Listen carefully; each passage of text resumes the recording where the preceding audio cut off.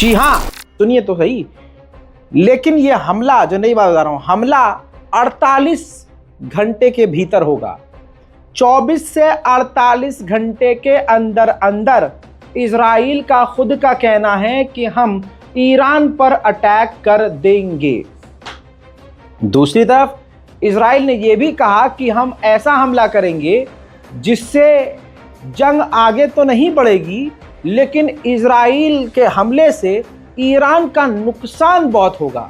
मुझे personal level पर जो डर लग रहा है दोस्तों, वो ईरान के न्यूक्लियर साइट को लेकर लग रहा है, क्योंकि ईरान की न्यूक्लियर साइट का पूरा खाका इजराइल के पास मौजूद है और वही एक वाहिद जगह ऐसी है जहां पर आम लोग निशाना नहीं बनेंगे और न्यूक्लियर साइट उड़ाने से ईरान भी ज़्यादा कुछ नहीं कर पाएगा, क्योंकि ईरान नहीं एक्सेप्ट कर रहा है अभी तक कि उसके पास न्यूक्लियर पावर प्लांट कितने हैं, किस मात्रा में वो काम कर रहा है। बहरहाल खतरा अब ईरान पर मंडरा रहा है और बढ़ता जा रहा है। हालांकि ईरान के supreme leader Ayatollah Syed Ali खामनाई ने क्लियर कह दिया है कि अगर कुछ भी हरकत इजराइल ने की तो हम 10 गुना ज़्यादा पलटवार करेंगे। उधर इजराइल की पार्लियामेंट के अंदर ये बात हो गई है भैया, देख लीजिए, स्टेटमेंट आ गया है पूरा कि पार्लियामेंट के अंदर ये बात हुई है कि हम हमला ज़रूर करेंगे, लेकिन इस तरह से करेंगे कि जंग आगे न बढ़े और इजराइल के हमले से ईरान का नुकसान बहुत बड़ा हो। उधर इजराइल को ज़रूरत है अपने और भी साथियों की, इस वजह से तारीफ़ों के पुल उसको बांधने पड़ गए हैं। इजराइल ने साफ कहा कि ये इतिहास में पहली बार हुआ है कि ईरान को रोकने के लिए हमारे तमाम साथी जैसे Jordan, France, Germany, America, Britain सब साथ आए हैं। अब आपको शौक लगेगा कि जॉर्डन गद्दार तो है ही, लेकिन आप जो भ्रम में थे कि सऊदी अरब बहुत बढ़िया है, सऊदी अरब बहुत बढ़िया है, सऊदी अरब ने इस बार कुछ नहीं किया, नहीं मेरी जान। सऊदी अरब सरकार के ख़ानदान के, यानी ये सऊदी अरब की जो सरकार है उनके ख़ानदान के एक बहुत बड़े व्यक्ति, जिन्होंने नाम न बताने के नाम पर एक अरबी मीडिया चैनल को इंटरव्यू दिया और कहा कि जो भी मिसाइलें सऊदी अरब के एयर स्पेस के अंदर आई और आती हैं उनको मार के गिरा दिया जाता है। यानी क्लियर इशारा है, बता दिया है, एक्सेप्ट किया है सऊदी अरब के ऑफिशियल ने कि कल जो ड्रोन और मिसाइलें सऊदी अरब के एयर स्पेस में आई उन्हें हमने मार गिराया। तो गद्दार सिर्फ जॉर्डन नहीं है, बाकी आप मोहम्मद बिन सलमान को अच्छी तरह से जानते हैं। मैं यही तो कह रहा था कि आखिर सऊदी अरब जो इजराइल से नॉर्मलाइजेशन चाहता है वो चुप कैसे रह गया, उसे तो दिखाना पड़ेगा, अमेरिका को खुश करना पड़ेगा। बहरहाल आगे और भी कई बातें हैं, विरोध किया है। सऊदी अरब के एक सरकारी व्यक्ति ने, सरकार मोहम्मद बिन सलमान के ख़ानदान के व्यक्ति ने नाम ना बताने के नाम पर पूरा इंटरव्यू दिया और कहा कि ईरान ने ऐसे टाइम पर यह हरकत की है और हमास ने भी ऐसे टाइम पर हरकत करी थी जिससे इजराइल के और हमारे रिश्ते न बन सकें। ईरान आज इस मुकाम तक पहुंच गया है कि वो इतने बड़े हमले कर रहा है, ईरान को तो पहले ही रोक देना चाहिए था। ये वो कह रहा है जिसकी सरकार सऊदी अरब में है। मैं पूरे यहाँ पर भारत और पाकिस्तान के कुछ जहरीले मुसलमान जो कट्टरपंथी की पूजा करते हैं, जो कट्टरपंथ का गू लेते रहते हैं, बता दूं कि वो सऊदी अरब के नाम पर फौरन पॉलिटिक्स खेल जाते हैं कि अरे सऊदी अरब को बोल दिया, वहाँ तो हमारा मक्का मदीना है, हमारा वहाँ तो काबा शरीफ है, और देखो देखो देखो देखो देखो, अरे यार हुजूर पाक के खिलाफ बोल रहा है। देखिए दोस्तों, ऐसे लोगों को पहले पकड़ कर लाल कीजिए। इस सऊदी अरब का मतलब ये है सऊदी अरब की सरकार, वहाँ की जो सरकार है दोस्तों, इजराइल के साथ नॉर्मलाइजेशन करने को तैयार है। ये पूरी रिपोर्ट है। जिस तरह से दर्द और तकलीफ इजराइल, अमेरिका, जर्मनी, फ्रांस और ब्रिटेन को हुआ है इजराइल पर हमले का, ठीक वैसे ही तकलीफ जॉर्डन और सऊदी अरब के भी सीने में हुई है, क्योंकि इनका भी तो खून गंदा ही है भाई। अब आपको लग रहा नहीं वो तो आल है, वहाँ से हैं, उनकी आल है, ना ना ना ना, सब खत्म हो गया भाई। जो थे वो होंगे, लेकिन ये जो अब जो चीज़ें सामने आ रही है ना, कुरान में जो लिखा है वो गलत नहीं है। याद रखना, इनको लगता है कुरान हमारी ज़बान में है तो हम सबसे बेहतर हैं, कुरान इनकी ज़बान में है अफसोस यही है, तब भी इनको कुरान समझ में नहीं आ रहा है।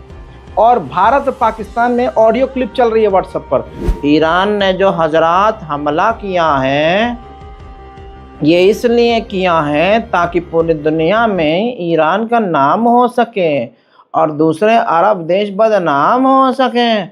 एक मुल्ला जी की आई है मेरे पास ऑडियो, लेकिन लगाना नहीं चाहता हूं क्योंकि इससे क्या पता उनकी आवाज़ कोई पहचान ले और रगड़ दिए जाए कहीं पकड़ के। तो देखिए, हकीकत ये है कि ईरान से सिर्फ इस बिना पर लोग नफरत करते हैं कि वो शिया समुदाय के लोग हैं। वहाँ ईरान में शिया सरकार है, वहाँ शिया लोग रहते हैं, शियों की मेजॉरिटी है। इस वजह से जो है बहुत लोगों के पीछे जो है ऐसा धुआं निकल रहा है, आग लगी पड़ी है, तड़पे पड़े हैं। पहचानिए उन लोगों को, आपकी जमात, आपके सफ़ों में, आपके ही बीच में ऐसे लोग हैं जो ईरान को अभी कोस रहे हैं और बहानों से अपने नाजायज़ बाप सऊदी अरब की तारीफ करने में लगे हैं। ये वही लोग हैं जो हुजूर पाक सल्लल्लाहु अलैहि वसल्लम के आसपास बैठा करते थे, उन्हीं में से हैं। और जब जंग में जाया करते थे तो जैसे ही जंग शुरू होती थी तो ये तुरंत अपना ऐसे पजामा उठाकर पहाड़ों पर भाग जाया करते थे। और जब जंग खत्म हो जाती थी तो ये कपड़े झाड़कर मैदान की खाक अपने सर पर गाड़ी में लगाकर, अरे या नबी अल्लाह, आज तो गजब हो गया, क्या जीत हासिल करी है अल्लाह, आपकी बरकत से, वल्लाह बहुत अच्छा काम, इन मुसलमानों ने बहुत अच्छा काम किया, हमारी जीत हो गई है, माने गनीमत लूट लो, चलो। हुजूर सल्लल्लाहु अलैहि वसल्लम को सब पता हुआ करता था कि ये पहाड़ी के पीछे तक भाग गया था, कपड़े मैले करके आया, ऐसा हुलिया बना के जैसे जंग में सबसे ज़्यादा आगे ये था। याद रखिएगा, ऐसे लोग हमारी सफ़ों में आज भी हैं। अमेरिका ने अपने ही दम पर, अमेरिका, सिर्फ अकेले अमेरिका ने ईरान की 6 बैलिस्टिक मिसाइल रोकी और कम से कम 100 ड्रोन को रोका अकेले। जॉर्डन की तो बात ही अलग है, गद्दार बिन गद्दार अल गद्दार की तो बात ही अलग है। अमेरिका के टॉप न्यूज़ चैनल पर यह बैठा हुआ शख्स अमेरिका का पूर्व विदेश मंत्री है, जिसने बयान जारी करके कहा है कि इजराइल को ईरान का न्यूक्लियर पावर प्लांट इसी वक्त उड़ा देना चाहिए। अमेरिका ने यह भी जानकारी दी है कि ईरान के 50% जो ईरान के बैलिस्टिक मिसाइल्स थी वो लॉन्च के टाइम पर या तो बेकार हो गई, या वो पहुंची नहीं, या रास्ते में ही गिर गई। अब उनमें से जो पहुंची हैं उन्होंने अच्छा खासा नुकसान किया है, जिसे इजराइल छुपा रहा है। अब मेरी जान, मेरी बात सुनिए, मैं उनके मुंह पर थूक रहा हूं और अमेरिका के जरिए थूक रहा हूं जो मुसलमान होके ईरान के खिलाफ खाली प्रोपेगेंडा चला रहे हैं कि ये हमला तो पूरी तरह से फेल हो गया। मेरे दोस्तों, अमेरिका ने खुद एक्सेप्ट किया है कि ईरान की 5 मिसाइल इजराइल के नेवेतिन एयरबेस पर जाकर गिरी हैं। ये अलग एयरबेस है, इस पूरे 2 दिन के बवाल में पहली बार ये नाम ले रहा हूं। नेवेतिन एयरबेस पर 5 मिसाइलें, जिन्हें इजराइल का कोई एयर डिफेंस सिस्टम नहीं रोक पाया, जिसे जॉर्डन नहीं रोक पाया, अमेरिका नहीं रोक पाया, फ्रांस नहीं रोक पाया, जर्मनी नहीं रोक पाया, जाकर गिरी हैं। नेवेतिन एयरबेस पर 5 मिसाइलें जाकर गिरी। और बड़ी बात यह है कि आपकी स्क्रीन पर ये देखिए, ये वो जहाज है जो हरकुलिस साइज का होता है, मॉडल है इसका C-130 एयरप्लेन। ये एक बड़ा जहाज होता है, जंग में ट्रांसपोर्ट के काम आता है। ये इजराइल का जो जहाज है इसको नुकसान पहुंचा है, ये अमेरिका एक्सेप्ट कर रहा है। बाकी की 4 और मिसाइल दूसरे एयरबेस, नेगेव एयरबेस पर गिरी हैं, जिससे वहां के और भी छोटे मोटे नुकसान हुए ही हैं। ऐसा नहीं है कि नुकसान नहीं हुआ, लेकिन यहाँ मुल्ला जी आपको बेवकूफ़ बनाने में लगे पड़े हैं। बस ईरान विरोधी रहो यार, ईरान की तारीफ ना मत करना, वरना मुल्ला जी की रोटी कैसे पकेगी घर में। एक बार फिर से ईरान के ऊपर हमला करने से पहले सोचने को कहा है बाइडन ने नेतन्याहू को 4थी मर्तबा फ़ोन लगा दिया और कह दिया कि हमला करने से पहले, कोई भी कदम उठाने से पहले सोच लेना, और कोई भी हरकत करी, वार्निंग दी है, कोई भी हरकत करी तो हरकत से पहले हमें जानकारी जरूर दे देना। उधर मेरे दोस्तों, जो लोग कह रहे हैं, प्रोपेगेंडा चला रहे हैं कि ईरान ने अपने लिए किया है हमला, अरे सुवरो, तुम्हारे लिए कोई मर भी जाए तब भी तुमको कह रहे यार गर्दन इसकी सही से नहीं कटी, ये कोई मरा है, ना ना ना ये नहीं मरा हमारे लिए, इसकी गर्दन ऐसे कटी है टेढ़ी, ये सीधी नहीं कटी। ऐसे मुसलमान हैं हमारी कौम में, जूता उठा के उनको पेलते रहिए। सुनिए अब बात बड़ी, जो ये कह रहे हैं कि ईरान ने सिर्फ अपने लिए हमला किया है, गाजा का इसमें क्या फायदा हुआ है। इजराइल इतना बिजी हो गया है और इजराइल का दिमाग डाइवर्ट अब ईरान की तरफ हुआ है। उधर हिजबुल्लाह भी लतेड़ रहा है, इधर यमन भी पेल रहा है, उधर से जो है सीरिया से भी रॉकेट आ रहे हैं, इराक से भी हमले हो रहे हैं। तो फिर इसमें तुम्हारा बाप सऊदी अरब क्या कर रहा है?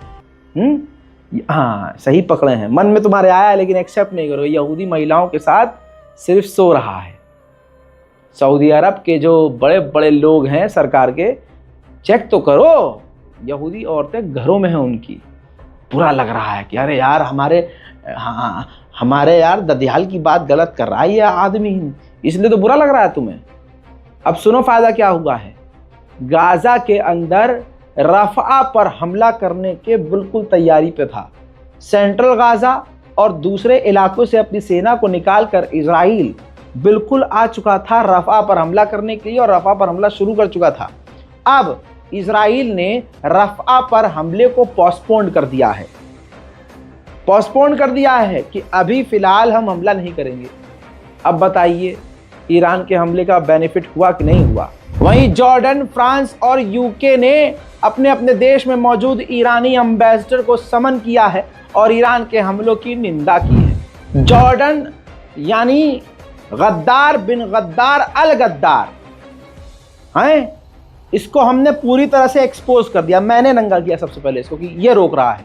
जैसे ही पहली मिसाइल दागी गई और उसे रोकी गई तो हम मेरे खुद के जो खुफिया इंटेलिजेंस वाले बैठे अल्लाह ने सलामत रखे, इन्होंने मुझे क्लियर बोल दिया कि भाई अंतरिक्ष से भी रोकने की कोशिश कर रहा है जॉर्डन, पूरी ताकत झोंक दी इसे। तभी मैंने आपको बता दिया कि जॉर्डन ये हरकत कर रहा है।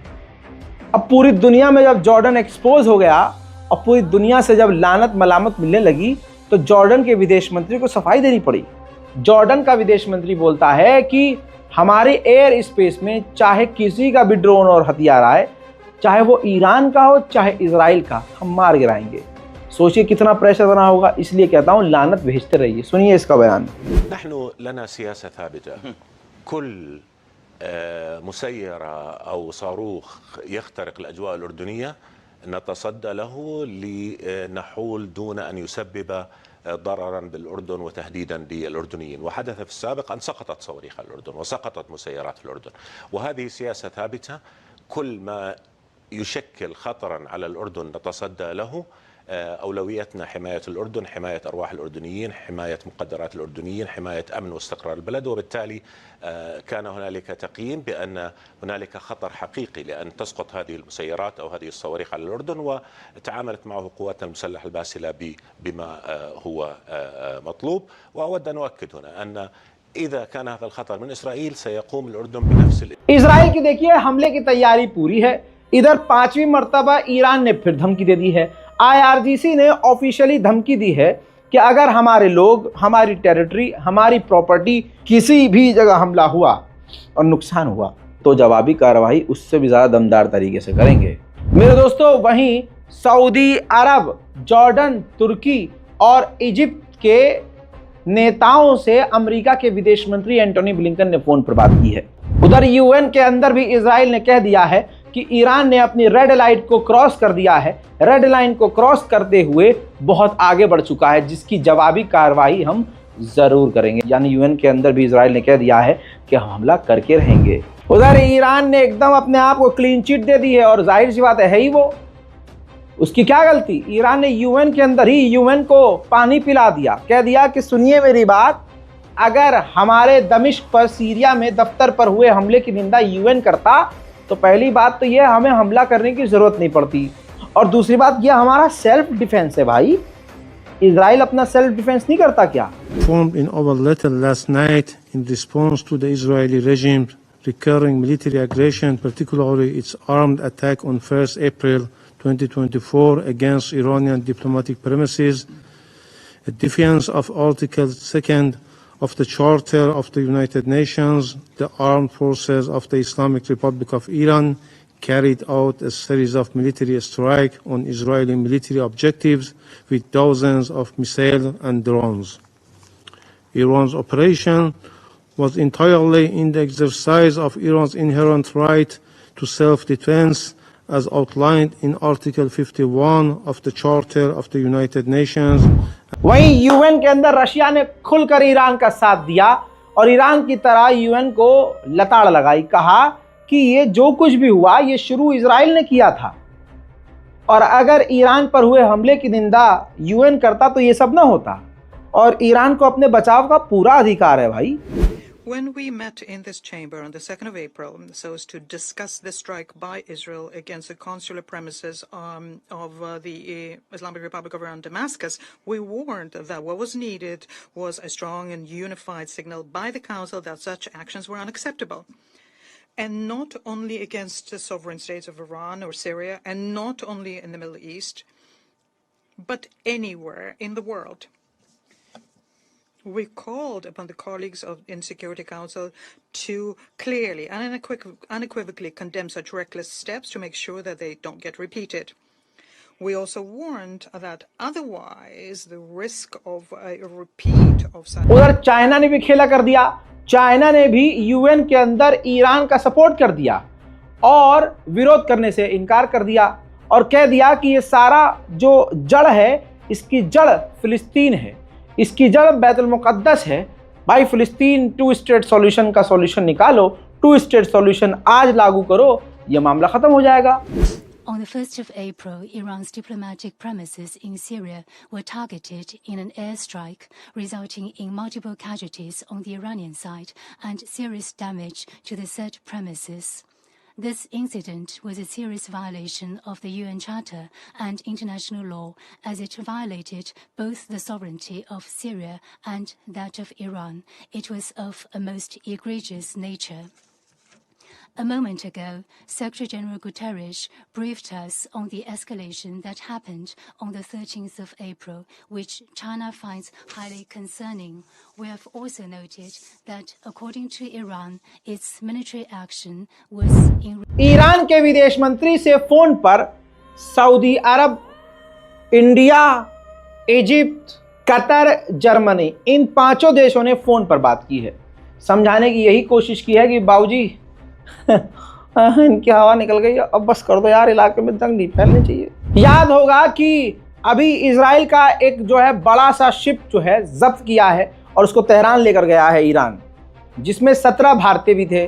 तो भारत ने ईरान के विदेश मंत्री से यही मांग की है कि आप हमारे 17 भारतीयों को छोड़ दो और मैं यही कहूँगा ईरान से कि जितनी जल्दी हो सके छोड़ दो भारतीयों को, वरना तुम्हें पता है चुनावी माहौल है, हमारे मोदी जी कितने गर्म दिमाग के हैं, 2 मिनट में 3-5 कर देंगे भाई वाह।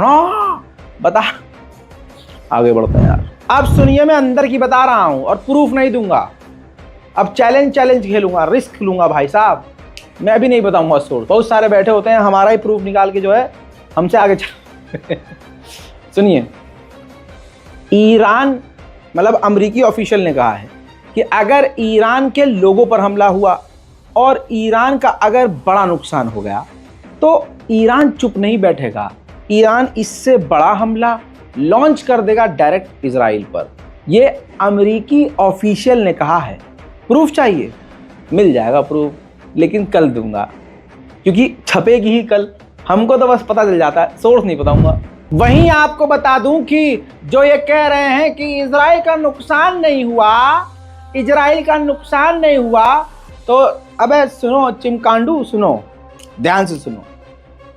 इतना नुकसान हुआ है कि अमेरिका के राष्ट्रपति बाइडेन ने अपने कांग्रेस की टीम से कह दिया है कि जितनी जल्दी हो सके इजराइल को हथियार और फंड मुहैया करवा दो, अप्रूव कर दो भाई जल्दी। अब खुद ही कसम खा के बताइए, इतनी गहरी डिटेल में जाकर कोई आपको अपडेट दे रहा है? सीधी बात, नहीं दे रहा है, क्योंकि सोर्स उनका वहां है ही नहीं, हमारे वहीं बैठे हैं सोर्स। तो रिपोर्ट को शेयर कीजिए और ज़्यादा से ज़्यादा अपने उम्मते मुस्लिमा से कहिए कि भाई ये भी एक चैनल है, ये अवार्ड लेने वाले शो में नहीं जाते हैं, इनका नाम रज़ा है, ये भीड़ भाड़ में किसी फंक्शन में जाके बकायती नहीं मारते हैं, हम मसनद पे जाकर बैठते नहीं, हम फंक्शन में जाकर चीफ गेस्ट नहीं बनते हैं बहुत सारे नए नए तथाकथित पत्रकार जो हैं, जो पीछे जो है 10 अवार्ड लगाकर बैठते हैं, अगर फोटो खींचते हैं उनको आपको लगता है जाओ कितना बड़ा, ये जो बोलेगा सही बोलेगा, और होता कुछ नहीं है उनके पास, सिर्फ प्रोपेगेंडा और एक वही चल रहा, मतलब एक इमेज वॉर चल रही है, खबर कम काम कम, सिर्फ दिखावा ज़्यादा। तो कम समय में बड़ी से बड़ी खबर आसान और बहुत सिंपल भाषा में, ताकि गांव के बुजुर्ग को और विदेश रहने वाले भारतीय और पाकिस्तानी